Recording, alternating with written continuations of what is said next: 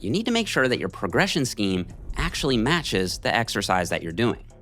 Okay, tip number 6 is to pick the right progression scheme for the right exercise. We all know that progressive overload is the key to keeping a muscle growing. You need to add a little more stress to the muscle each week over time. If you keep using the same weight for the same reps week in and week out, the muscle has no reason to keep growing. But there is a slight problem with progressing on shoulder exercises. Isolation movements like lateral raises are really hard to overload.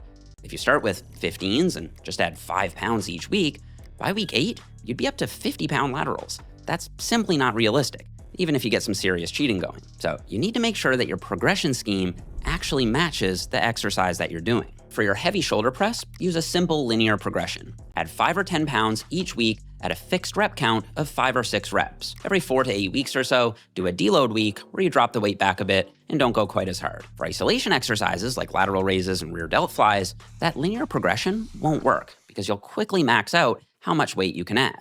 So instead, use something called a double progression. In this case, you pick a rep range rather than a rep target. Let's say 10 to 12 reps. Start in week 1 with a weight that you know you can do for 10 reps and hit failure, or get close to it. The next week, do that same weight, but this time for 11 reps. Then the next week, 12 reps. Once you hit the top end of that rep range, add some weight and go back to 10 reps again.